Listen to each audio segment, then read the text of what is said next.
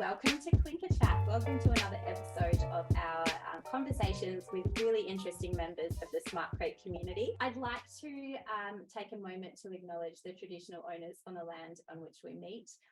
Macquarie University is on the land of the Wallumattagal clan of the Jurrag Nation. And actually, I'm really excited to let you know that Macquarie University has just, as of yesterday, renamed this campus the Wallumattagal campus. So really exciting recognition of the traditional owners by Macquarie University, and I'm really pleased to acknowledge elders past, present and emerging. Quick introduction to SmartCrete CRC. We are a cooperative research centre focused on accessing and creating research opportunities which enhance our cement and concrete sector here in Australia. And I'm really excited to introduce two members of our research community who are very involved in our program here at SmartCrete. We've got Mariam from Western Sydney University and Majorie from the University of Sydney. So thank you both so much for joining me today. Thank you for having us. So we'll get started with my first question, which really is, first of all, a recognition of how fabulous our university community here is in Australia and how diverse the range of innovation mindsets and ideas are.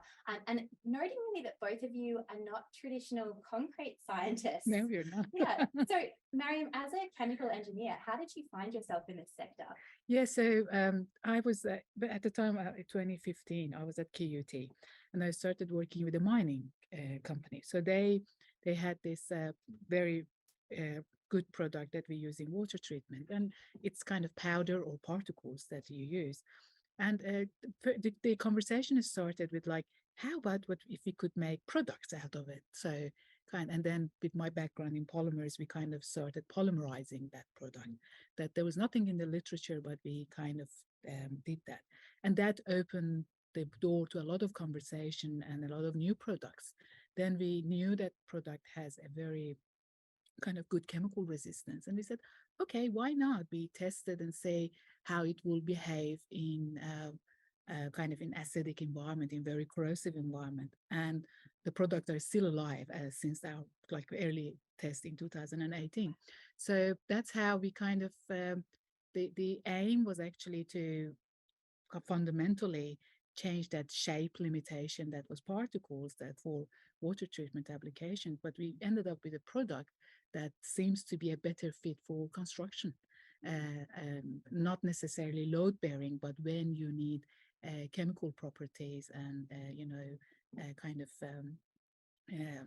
high-tech cementous products. So that's how I ended up in a concrete sector, and I'm learning. So fascinating. Yeah, that's my journey from chemical engineering into concrete, which is such an exciting demonstration of the capacity within a university, that you might take an idea from one discipline and think actually there's huge applications somewhere else. So you kind of start with something, and now, for example, next week I'm going to talk to someone who's an expert in radioactive waste management. If you talk to me like 5 years ago, 6 years ago, that you will be there, it's like, no, it's not going to happen. But so that's and also I think goes to the root of disciplines, that chemical engineering is very diverse. So it's not it's not like kind of conform to a core center. So you can end up from polymerizing materials to in concrete industry, and I don't know what's the rest, but it's a very interesting journey. Fantastic. Marjorie, what about you? Is that a similar journey for you? Because you're also a chemical engineer by trade. So I guess my experience is fairly similar to Mariam. I actually work on biomining, which is using microorganisms. But here, what we're trying to do is encourage microorganisms to leach out target metals. Now, one of the problems that the water utilities was having was actually the impact of microorganisms and corroding these concrete assets. So I guess that's where I was introduced into concrete, in trying to understand how concrete functions and also how it behaves, particularly in a corrosive environment. But then I guess one of the things that the utilities were interested in is how to extend the life of these assets. And so cement-based concrete materials were actually quite useful for this. And so again, in order to select specific protective coating materials, we really needed to also understand how this new types of specialty concrete functioned and how they actually behaved in this environment. How fascinating that in one application you're looking at how to enhance the, the microorganisms to actually leach out various, metal components, whereas perhaps your work in concrete is more looking at how do we stop them That's from doing the damage to the concrete. Yes, just make sure you don't get them excited. Yeah, absolutely. That would be an interesting product. So how do you then, Mariam, how do you keep abreast of, latest developments and what the sector really needs in terms of the latest new knowledge? Yeah, so as I explained, I can't call myself an expert in concrete, by no means. But I think as we one of the ways is just keeping on top of the publications and what is coming out. But also there's a lot there are a lot of things that are not published, and like development of product. When you focus on a product and you are working on it, then you kind of you need to, and we will just start to learn about the companies and patents and innovations that are coming up. So that's how we kind of, and I think for industry partners are also important because they want to know where their competition is. Yes. Now it's a global market, so that's kind of, we try to basically watch the space and see what's happening in both academic and and industry. And then we have this I think everyone has, it's not, so you kind of look, so not necessarily in concrete, some of the innovations that are relevant to what you need to do is coming from a different sector. So it can be a biochemistry publication, it can be absolute chemistry publications, or so they possibly don't know that application is there. But our job as engineers, I think we find the, shortest so we kind of try to connect those dots and borrow from those science backgrounds. So these are kind of things that tools that we have developed to find that interconnectedness of all things. Exactly, and also try to use, as I said, like as engineers, most not necessarily easiest, but kind of most cost-effective, sustainable, and easiest way to get things done. Because the difference between chemists, for example, and chemical engineers, that from day one when you're starting a project, you are thinking about scale up and commercialization. So that's the basically different, and that's how we are trained. Yeah. So we look at things from that angle, that something can be very, very innovative and very nice, and a lot of publication and noise and news around it.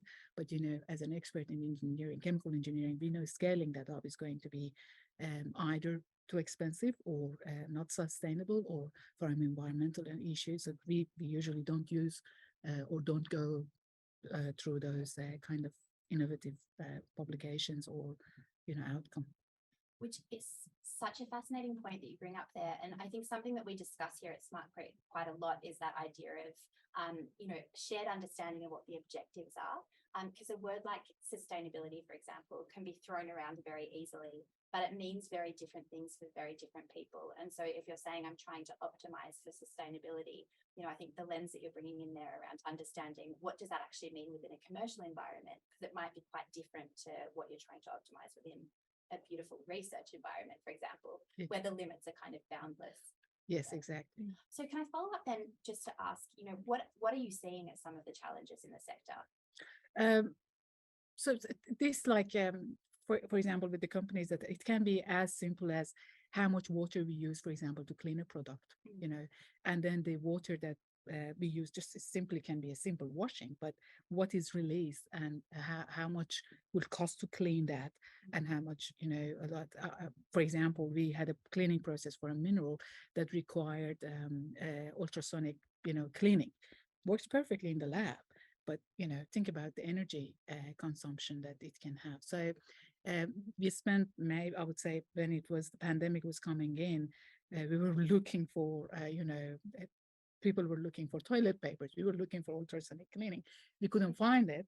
And then, we developed a method that didn't need that, didn't use much water, and also didn't release any toxic, chemical that then the company needed to clean afterward. And that's a sustainable solution because they don't need to, that's something that you can maintain commercially, and you're not harming environment, and you when the kind of the legal aspects of it and permissions and all that. So these are the sort of things that you may not go and publish.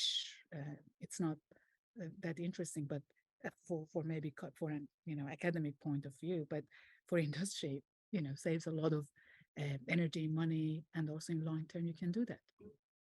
So these are examples of no, fascinating, and again showing that diversity of the subject material you cover.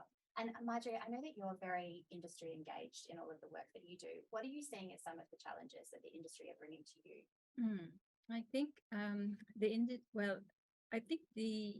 for example, if we're looking at rehabilitation of assets and I mean protecting them from the impact of corrosion, I think the key challenge there is the number of technologies that are available. So the number of coatings that are available, and it's really about selecting the appropriate one and how to match that to their requirement.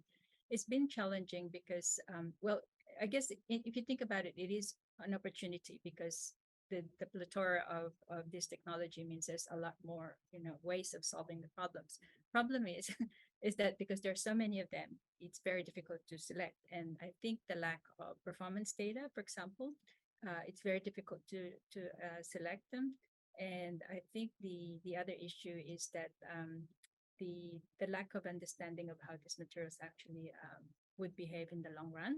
Because if you're thinking about this, the solution has to be a long-term solution. So how do you predict that long-term solution? Absolutely. And I mean, as someone who's very new to this sector, I see that as one of the core challenges in general in concrete is, you need to understand durability, but how do you test something that has a life of 75 years, 100 years? What are some of the methods that you would use to be able to understand how something might perform over a really long time? Well, for one, we try to make sure that the environment where we would test them is the actual environment rather than a simulated environment. Because, for example, if you take the impact of MICC, it's actually very difficult to simulate in an artificial environment.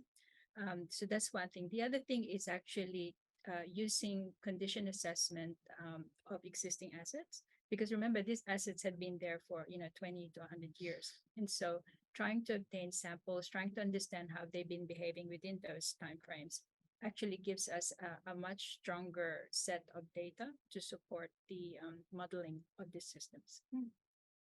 Fantastic. So where are these new, you were talking before about new types of coating, new supplementary cementitious materials, these things.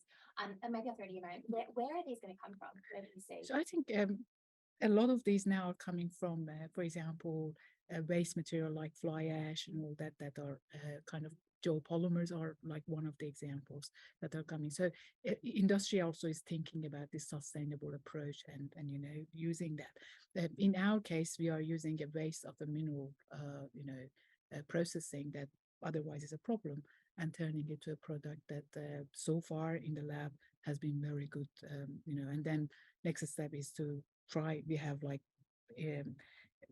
all universities have this we call them accelerated aging chambers. So we torture the material, we expose them to higher acid, we throw anything that we can to kind of, from a material point of view, understand where they are, and then also the condition that is in the field and comparing the two. I think that's the direction that is there, not necessarily replacing concrete, but finding materials to protect and help concrete to perform better. That seems to be the direction of industry, because otherwise the alternative will be not use concrete, seems to be. Yes. So that's something that also I've seen other products that are not necessarily concrete based that are kind of people are testing because concrete is a good product, but concretes are in general a good product, but sometimes when it comes to chemical resistance in general, asset management is an issue. So that seems to be the direction. Which, I mean, can be a massive problem in things like sewer maintenance, for example, yes, where you've got all sorts of fabulous gases bubbling away. Yes. Yeah, fantastic.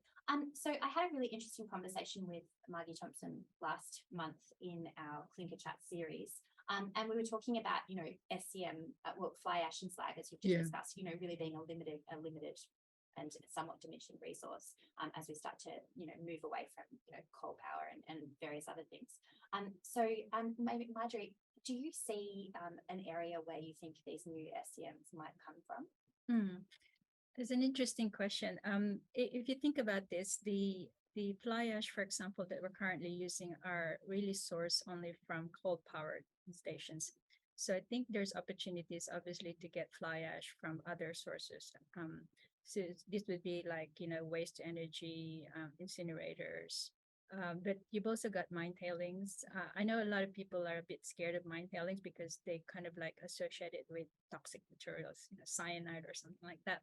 But if you think about it, majority of the mine tailings actually haven't even seen the chemicals, because a lot of it is waste from the comminution, which is when during the crushing and the grinding circuits.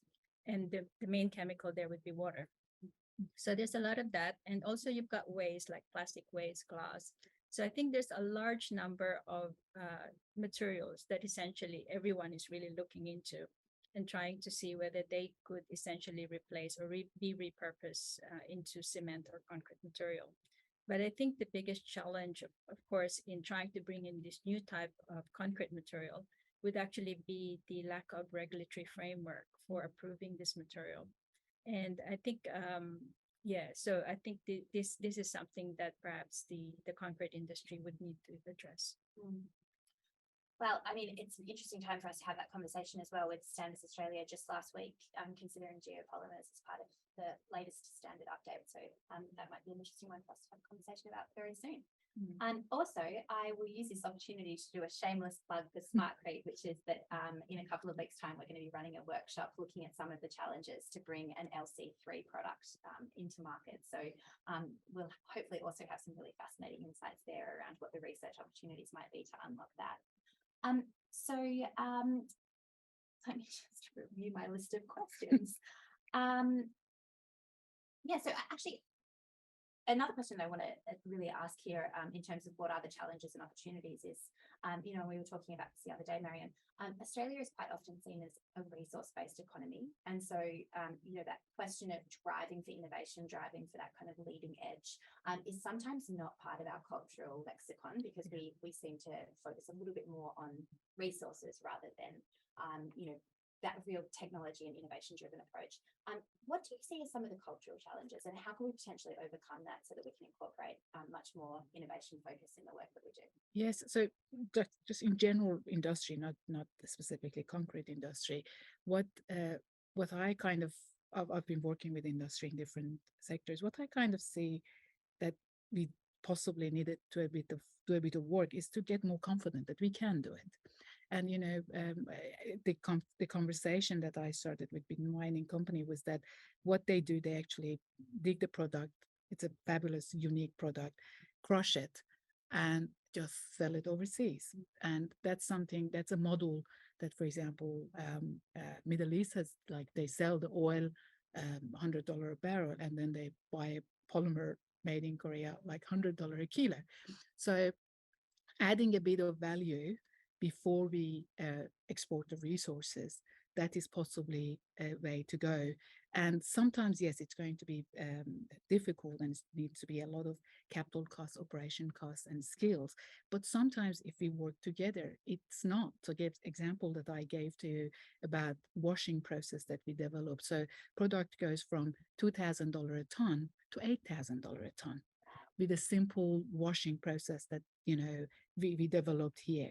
So as again, it's not from scientific point of view, it's not that kind of scientifically innovative, but that we have developed something that the company can use to basically add value. So that I think industries are different, but these little steps of collaborative kind of innovation helps these industries to get confident that they can actually do, and how long we can continue with just selling the resources. So that I think is something that us as academic world, we can maybe encourage industries to look into that.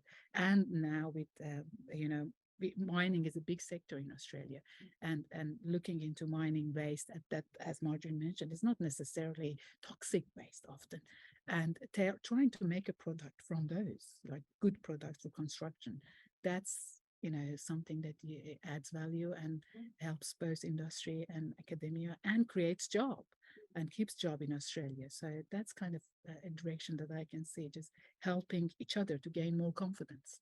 Yeah. So I do really want to get into a little bit more about how both of your universities are structuring themselves to be really accessible to industry and really, create those high impact collaboration opportunities. But actually, before I do that, I feel like I've given both of you a very small amount of time just to talk about some of your active research, and you've given some really beautiful little snippets. But maybe could you give us a little bit more, meat on the work that you're currently looking at the moment? Marjorie, would you tell us about maybe an example of a project that you're working on around the coatings for microbial resistance? Okay, so one of the work that we're actually working on at the moment is what we call the fit for purpose concrete. So again, another term that we kind of used to coin that is SEMX, and we're just really borrowing a designation that's used in Europe to refer to the different grades of cement. And so SEM1, for example, is referred to as OPC. SEM2, it simply has different supplementary materials in it, like fly ash or blast furnace likes. But X refers to other types of materials. So this is where essentially the innovation would come in, where we could utilize different types of waste materials that could then be incorporated as a supplementary material or simply, for example, as an aggregate. So the idea there, though, is to try and start utilizing different type of binders. So for example, calcium aluminate cement or even geopolymers as a binder. Now, the reason for this is that a lot of these materials are actually quite, very high compressive strength, but also, better corrosion resistance, particularly for the environment that we've just been discussing, like sewers, for example. Now, the great thing about this too is that if you think about this, if you actually develop a much more durable concrete, it could last longer, and therefore the life cycle cost would be reduced because you don't need to keep going back and repair it. And so the idea there is that not only is it going to be more durable, the idea is that it actually could benefit the decarbonization aspect because you actually are using that material far longer and therefore reducing the energy that's required to maintain it. So when you say fit for purpose, is the idea that you would have an understanding of the way different types of concrete mixes would perform in different conditions so that you could then choose the, SEMX, as you called it, based on the requirements for that job? Yeah, so one of the previous research that we've just completed, which is the CRCP for smart linings, actually developed the 0 classifications for corrosion. So what that does is that essentially, where previously there was only one, it was designated as a severe environment. Now, by classifying those conditions, we're now able to understand the levels of different corrosivity of those environments, but also we now understand the material requirements as well. So what we're now trying to do is that having that understanding as a basis, we can now sort of select the different type of materials that would best fit those different type of environment. Whereas previously, you would take all of this different coating material and hope for the best and see which one would actually fit. And a lot of the times, they actually had variable performance, and sometimes they didn't even perform well because they were simply in the wrong environment. Yeah. But having this, it's really also a platform for not just, just to make sure that this area evolves. So because at the moment we've got a number of coating materials, but I think the idea of exploring, let's say, expanding the industry, if we actually have increased the confidence by end users to use this type of materials, we feel that this industry can grow. And I think this is part of what Mariam was talking about, which is really increasing that confidence. And part of that is understanding the problem and making sure that the solution fits the problem. Yeah, absolutely.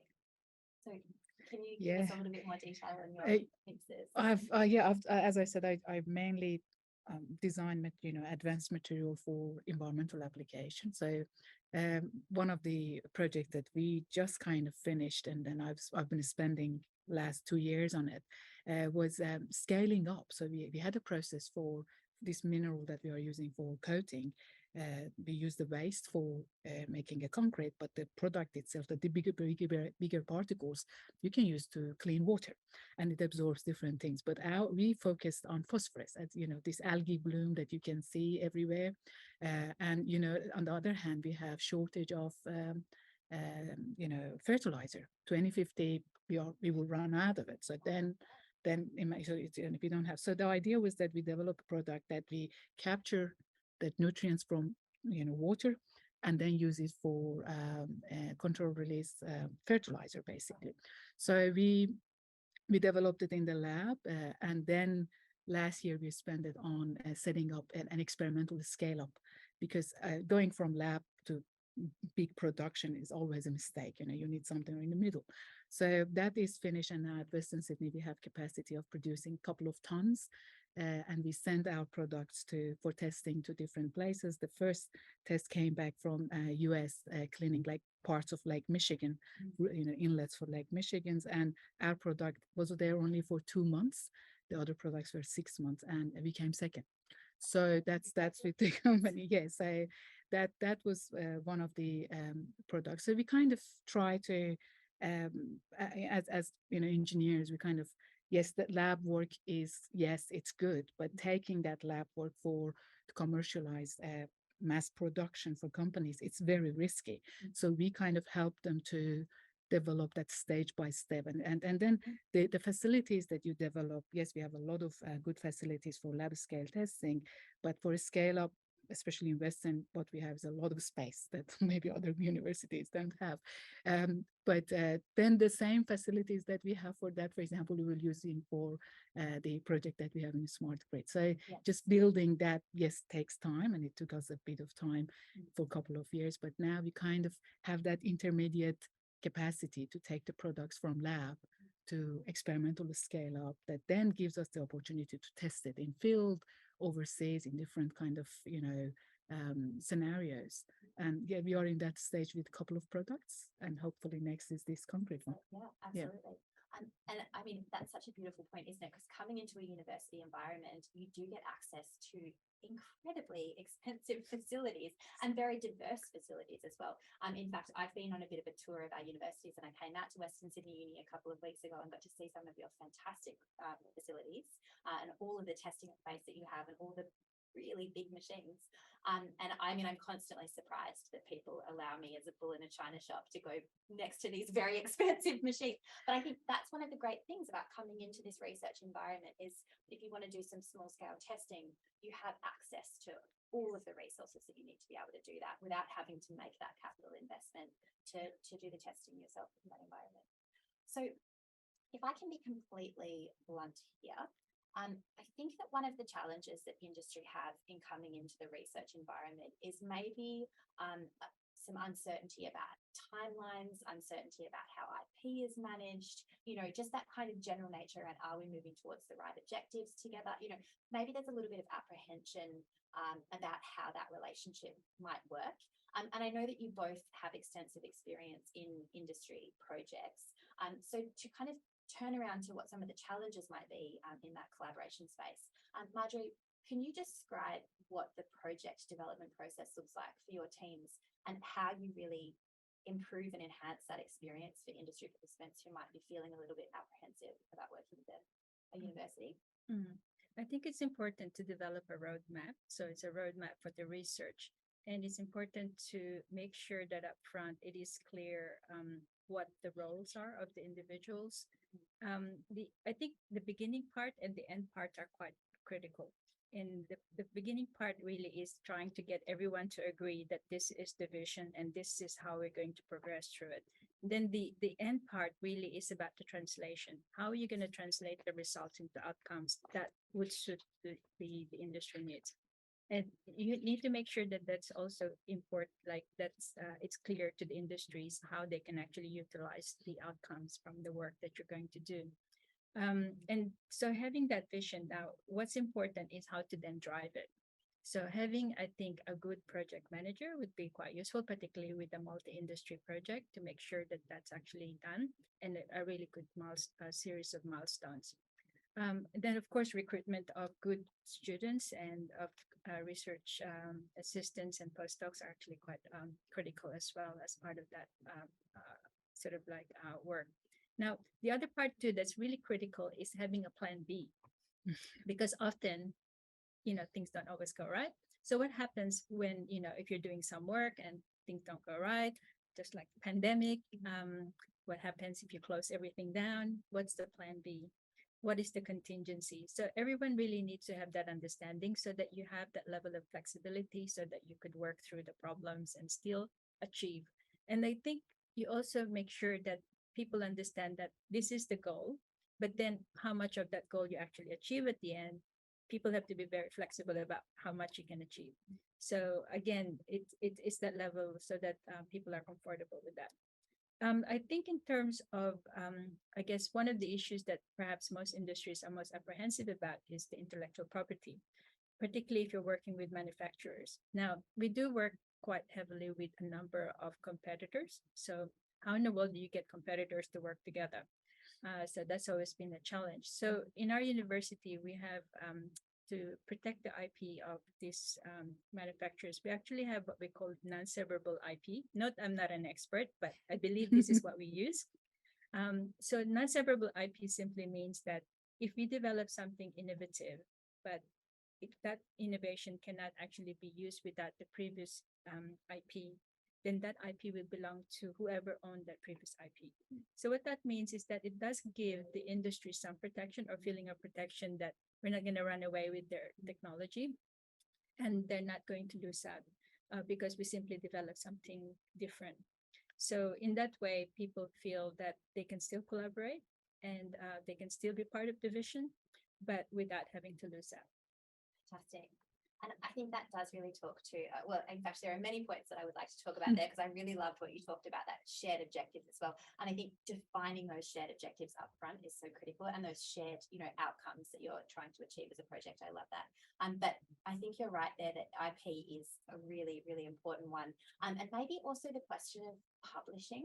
And, as an industry participant, maybe you might feel a bit apprehensive about, are you going to publish this and then all my commercial data is just available to the world? But I think you guys at Western Sydney University, Mariam, take a very different approach to the way that you manage confidentiality and IP and publications. Yes, I worked in a couple of universities and I really love the way our Office of Research kind of is very clear about that. So first of all, everything starts from a mutual non-disclosure agreement. So nothing that we will discuss and the company will discuss that will be shared anywhere. And so it's like, because sometimes this information are important, you want to openly come. And also we take the partnership serious. So if you shift your focus from the project or outcome onto the relationship. So you want to keep that relationship going and communication, then it's kind of my level of work to make sure that communication is there so industry understands our kind of side of work and they understand. And we start from small projects. So we don't jump into big project till we kind of, establish that. Yeah. And also I think at the core of it, you can work with companies and industries that, you share same values. For example, Western is huge on sustainability. We came first in the world, you can believe it or not. So we are very big in that. And university invests on projects that the industry is bringing in that helps to make a sustainable world. So that's basically the core. So we kind of set the projects from it, and then we take baby steps, like small projects, and then we go and practice even like in the lab. If we have two projects from two companies that are coming, that maybe we keep everything separate. So even meetings, rooms, and everything will be separated because we don't want their information to go out.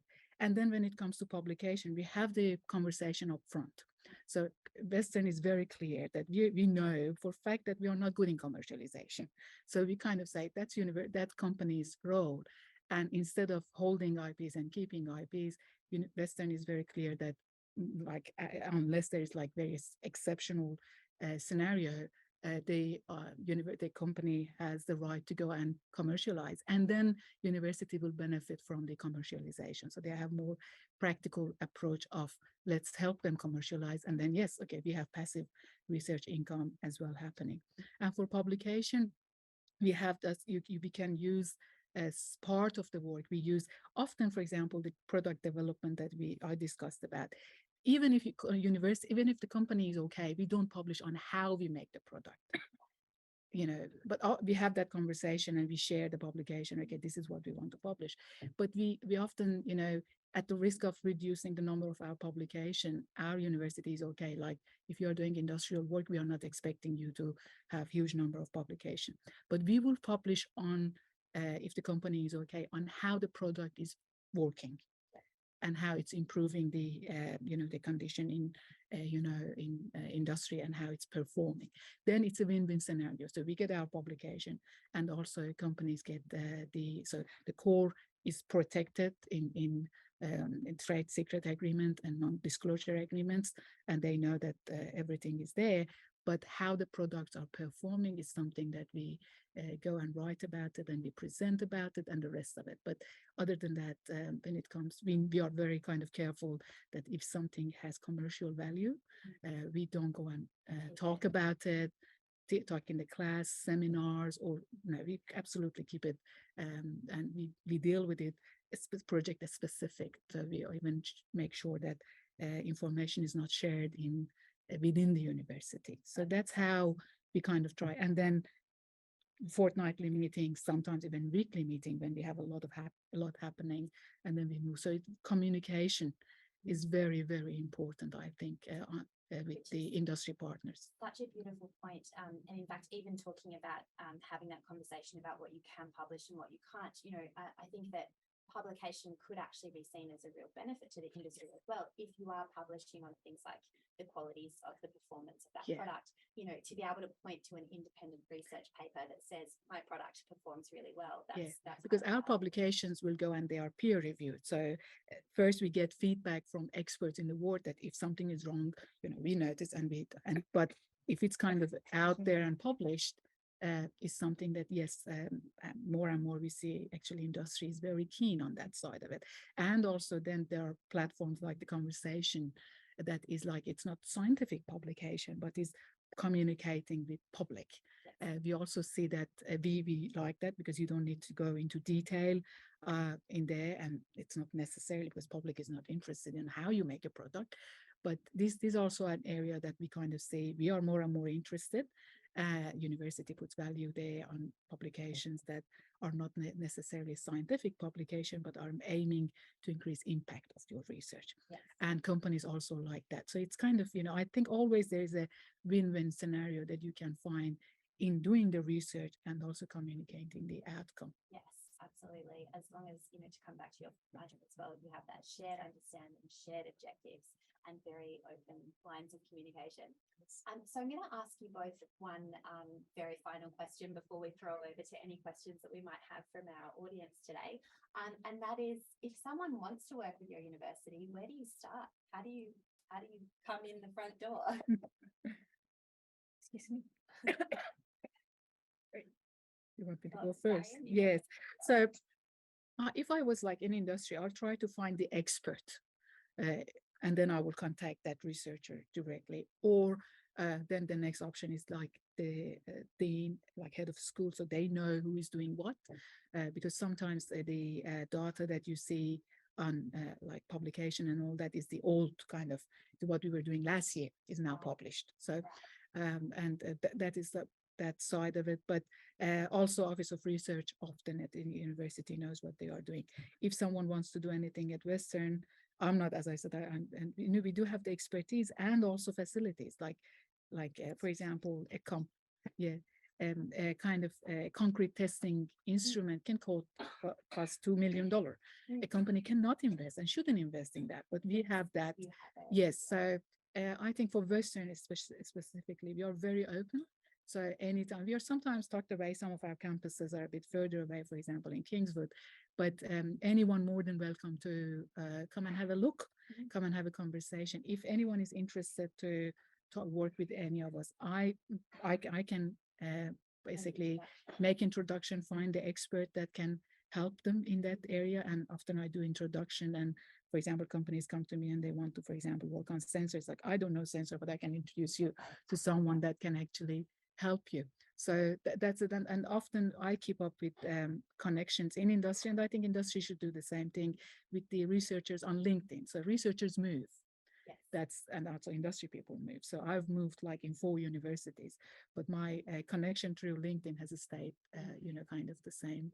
But I love that sort of open call for, come and chat to us. Yeah. Because the stuff that you see up on, publications is already old. So if you want the latest information, yeah. Exactly. Yeah. And to- also I would yeah. say there nothing beats a face-to-face meeting and having a tour on having a look at the we call them toys, but very expensive toys that Probably university expensive gives toys, us. yeah. So I think nothing beats that, because often I see companies coming and having a look at our facilities, and they kind of think, oh, there are things that we have questions, we are not sure how this product is working and all that. Can you help us with testing?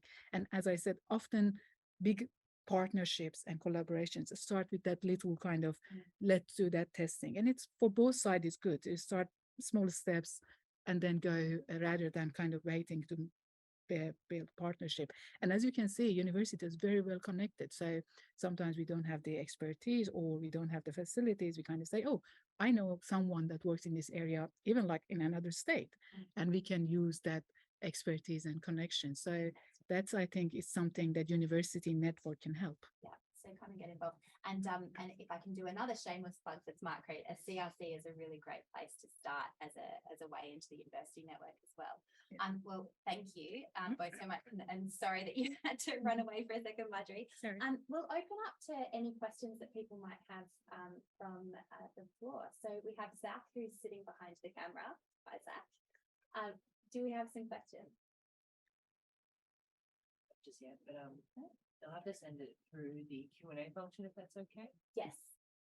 So if people do have any questions that you want to ask to either Mariam or Marjorie, you can pop them into the Q&A section. And I also note that we are going a little bit over time, so I just want to apologise again that we had 5 minutes at the start of all talking and no volume, because we don't know how to use our equipment here. It's all a learning opportunity. They're fancy, It's very fancy, yeah. So Marjorie, how do people come into UCID? What's the as a very big, very old university, what would we do to come at you? Excuse me. Yeah, so we actually have a research manager. So essentially their purpose is really to liaise directly with the industry. Sorry. And so essentially they know the research of the individuals. And so the idea is that if you bring in the problem or whatever it is that you wanted to look at, they can actually get you involved with either a specific researcher or a group of researchers. And also you can look at our website, because we do have various areas that we're focusing on. For example, we have net zero, we have concrete, so depends on what type of work that you want to try and do. The idea too is that if you do, you can look at the website and look at the individuals themselves. And if there's anyone that you want to work with, you can just Google search the actual keywords that you're interested in, and you can actually get involved with them. So I guess what you're saying there is, don't be afraid just to reach out with a cold email. Oh yeah, say hello. Yeah, we're very helpful. And I guess the same, I think, with Western University is that we do have what we call Sydney Manufacturing Hub. So for example, if you wanted to look at something from a concept to a large scale, we're able to do that. And essentially we give you the platform to be able to do that. So there's a lot of opportunities there. And we've got a lot of core facilities that we're able to analyze everything from a molecular level, again, all the way to process design. So we have that capacity, we have that capability, and people simply just have to knock and see what's available. I think that, the reason that CRCs exist is because, typically Australia ranks very high in terms of our research outputs. So in the most recent OECD rankings, Australia ranked 7th globally in terms of our research outputs, which is phenomenal. So we are highly innovative in our research sector, but we rank very, very low on our industry research collaboration. But I really appreciate that you both have been able to share some of the mechanisms that you're individually and at your universities implementing to really try to help improve that collaboration. because I think there's so much opportunity for us if we can unlock that research capacity to help solve industry problems. And you're both clearly championing that and moving us forward. Thank you. So Jacinta has asked, what is the best way to keep up with what the universities are doing? Oh, that's a great question. Thank you, Jacinta. So I'll just repeat in case Zach's a bit far away from the microphone. So what's the best way to keep up with latest research in universities? I would say just build that relationship with the expert in that area that is your interest is. And sometimes, as I said, some of the developments we don't publish about it, or publication are delayed. So I would go and say, build that relationship and keep that relationship going. Even if it's like there is no kind of project that you want immediately work or something. Couple of meetings nowadays, even with Zoom or anything, it doesn't hurt to just what's going on, what's new. We are not looking at something, or the university side can be saying, I have too many projects, I can't do anything, but for now, but let's just have a conversation and see who is doing what. Is there anything that we can work on? So I would basically bring down. Yes, you can always look at websites, you can always email and all that, but I would go and have a chat and have a coffee, basically. I love that. Yeah. Mariam's available for coffee, Jacinta. Yeah, we drink a lot of coffees in the academy. We need them. So Well, in the University of Sydney, again, as I said, in our websites, we actually have featured stories about the things that we're doing. Now, for the work that, for example, that we do with the water utilities, we also use the Water Services Association of Australia as a platform. So where, again, they feature the work that we're doing. So actually, for example, if you visit Water 360, it features a lot of the new innovation that we've developed for the water utilities to try and, for asset management, and also how we, for example, how you would predict which asset's going to fail, and also the type of mitigation strategies that you could use to try and address the problem. But in general, again, it's the same with Mariam. Having a chat it's good, because you do get to know about the insides of new projects by talking directly with the academics themselves, because often there's a lot of work that we're doing that are not published and maybe are not on the website, but we're still undertaking them. And particularly if we're working with multi-industry projects that are sort of like confidential, but if you have something similar, we could obviously try and elaborate and show you exactly the approaches that we're taking. So we do a lot of problem solving as well. So the best way to know whether we can do it is actually just us and talk. Come have a conversation. Yeah. And don't forget to sign non-disclosure agreement. Sign an NDA and have a coffee. Yes. That's fantastic. Well, look, I really want to thank you both so much for being here today. That's been a really fabulous conversation, and I'm actually really excited about the research that we're very soon going to announce that is being led here at SmartCrete by Mariam and Marjorie. So lots of exciting stuff to come here, and definitely a space to watch is the SmartCrete website as well. In terms of what's next for us, coming up in September, we're going to transition away from looking in the research sector and move instead into industry. And so we're having a conversation with some of our friends at Sydney Water and looking at how the outputs of research are being applied in the real world. So I'm really excited for that conversation, and I hope that you can join us again. So yeah, thank you so much, both of you, for joining me today, and thank you to everyone online. Thank you so much. Thanks for having us. Thank you.